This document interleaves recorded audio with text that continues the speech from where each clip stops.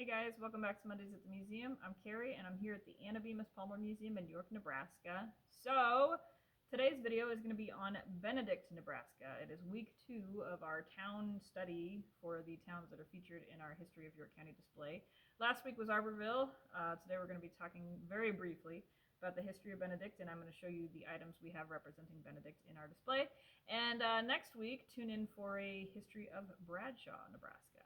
So, Benedict, Nebraska. So, Benedict originated in about 1885-1886 area when a branch of the St. Joseph and Grand Island Railroad started moving west. And basically, Benedict set up right next to where the railroad tracks were. It actually kind of sounds like the railroad sort of determined where the town was going to be. The town itself was platted in 1886, but it wasn't incorporated until March 6, 1890. A man named John Reagan was in charge of basically mapping out the streets and the lots. The town was named after E.C. Benedict, who was the president of the railroad at the time. And the first train to go through on that railroad was on June 27th, 1887, and it was quite the hoopla. Everybody came to town to meet it because of it was such a momentous occasion, and it meant so much to the town. And basically, railroads coming to town mean money, so once this was all set up and official, several businesses sort of flocked to the area. The first of which was actually a hotel that was owned by John Lett. And I bring this one up because if you took a tour of our military exhibit, you may recognize that name. He was a post commander for the Grand Army of the Republic branch, but he also did several other things. He was Justice of the Peace, he was postmaster, he was a homesteader there, and very community involved, especially with the military community. So really excited to have some items representing him. So now I'm going to hit you with some interesting facts about Benedict. They may just be interesting to me, but they're interesting and there are facts. So interesting facts about Benedict, Nebraska. The first residence was built by a J.M. Stoddard. He was the manager of a drugstore at the time. In 1887, Benedict got its first town doctor. His name was Van Dyke, and he lasted till about 1905 when a Fred Carer came to town. And this Dr. Carer was there for like 45 years. He showed up with horse and buggy, and then when automobiles were invented, he was one of the first in town to get one, and then he used that for his house calls. And it said that there was a flu epidemic in 1918, and he would stay up for days at a time, oftentimes treating whole families, and more than just medical. He was like making food, and he kind of gave them their livelihood for that period. It was really big. The first wedding in Benedict took place in 1888. It was between Elmer Crownover and Lavina Hopkins, and I guess some streets were named after them after that. Okay, in the early 1890s, it was like super dry, and everybody was depressed. So the town got together, and they were like, what are we going to do to boost morale? And they started hosting debates, right? Like it was like in their town hall, and they would host debates on anything and everything. They could be from amusing to heated, and anybody could participate. So that was really big in the 1890s. Just kind of a unique approach to that. There were 3 main churches that were built in the 1800s. You had the Presbyterian from 1884, Zion Evangelical Lutheran in 1888, and then the Methodist in 1893.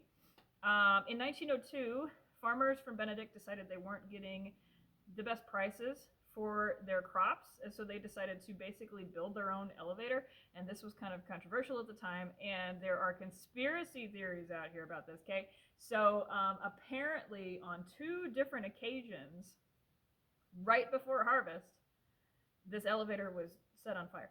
And the conspiracy theory is that the competitor set it on fire just because of the timing. And so then they hired this night watchman and they gave him a shotgun and they're like, shoot first.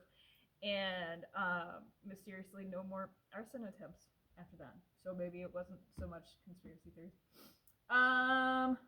After the school was built, which on its own was a little bit controversial, I guess, because they moved all the country schools into this school and people didn't like that. But down the line, they built a fabulous gymnasium. It was supposed to be one of the best in the state, and the Harlem Globetrotters played there. Yeah. The first newspaper was published in 1888, and it was called the Benedict Voice. And then last interesting fact of the day, during World War I, a group of farmers' wives used to get together and roll bandages, which which I think is great. All right, now I'm going to show you the items that we have representing Benedict in our History of York County display. All right, here we have our Benedict section as a whole. This is Edward Blender. He was a Civil War veteran. He was a private for the Illinois 57th Infantry Company G. He actually mustered out as a corporal. So he homesteaded in Benedict after the war, and it said that his parcel of land was particularly difficult, and he put in a lot of years of really hard work, and then unfortunately he died super young, like 60s, so he didn't even get to reap the benefits of his hard work. But at one point in his life, he sold part of his land to the Pleasant Hill Cemetery, and that's actually where he and his wife were buried. Here is Benedict in 1888. It said that is looking from the southwest. Here is the Kenyon Blacksmith Shop in 1912. Here are a collection of photos. On the left, you're going to see the Benedict Depot, which came about very shortly after the railroad. Then in the middle, here is the Bogart Hotel. That was kind of a competitor to John Lett's hotel. Here you have the hardware store with an opera house upstairs on the top. Then we have the Fairman and Harrington Dry Goods Store. This is my favorite item that is in the Benedict, and so it's a picture of the Kading homestead. It's one of the first homesteads. It was built in 1871. However, so apparently they didn't get around to taking this picture until 1913, and by that time the homestead was a chicken coop, so here they are posing in front of the chicken coop, pretending that it's still that homestead. This is the Sparling store, and it said they used spotted ponies and a cart to deliver groceries. We talked about Fred Carer, that doctor that was there for 45 years. Here's a picture of him and his son with their automobile. And here's John Lett, like I said, super community involved there. Really excited to have some items representing him. There's an article that goes with. Here's a photo of early residents, Philip and Anne Priday. This is Richard Brabham. He was the first postmaster in Benedict. John Lett took over for him soon after. Here's a picture of the post office and town hall. Here's the south side of Main Street, and that was taken in 1907.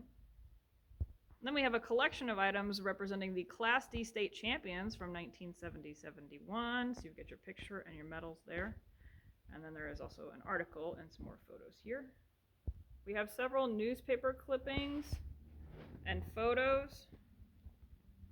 Here's stuff on the school. So like here's a photo of the school. Here's another one from 1907. Another one from 1924. Here's a program from the Regional Class B basketball tournament from 1937. Here we have the Woodman Drill Team. Check out those axes. We have a lot of things from the Centennial as well. So here's a plate from 1887 to 1987. We also have the schedule of events. And then there's a newspaper clipping here talking about the Centennial and its first 100 years. Here's a veterinarian's mortar and pestle. So that was actually from 1878 and brought over from England. This co-op book is fabulous because it not only tells the history of the co-op, but it tells the history of the town as well. I got a lot of information from that. Here's a listing of the earliest landowners. So this goes all the way back to 1868. Again, the town was platted in 1886, but it wasn't incorporated until 1890. Here's another newspaper clipping. This is from the York Daily News Times in 1970, and it's got a lot of really cool photos here, including one of August Schneider's store. That's from 1917. Here we go, school buses in 1924. Just a lot of really neat photos and a nice write-up article as well. Here's a listing of some of the earlier businesses. We've got a York County Sunday School Convention program from 1940, and then a couple of church things. So here's this plate, 100 Years of Grace from Zion Lutheran Church, and then so we've got a picture of the Presbyterian Church, Zion Lutheran Church. That's now a residence now, is what I was told. And then the First United Methodist. And then here's a picture of the bank and actually a checkbook. from the bank. So that is our Benedict section of our History of York County display. If you want to see the items in person, make sure to swing by. We're open Tuesdays through Fridays from 10 a.m. to 4 p.m. And just a reminder, we do have that Hometown Heroes History of the York Fire Department program coming up this Saturday. It's a free program. It's at 2 p.m. And the museum will open at 10 a.m. on Saturday. This is December 14th. So you can come early for a tour, or you can just come for the program at 2 o'clock. Again, it is a free presentation. Well, we hope to see you here for the program, and then next week we're going to do our episode featuring the history of Bradshaw, Nebraska. So we'll see you next week.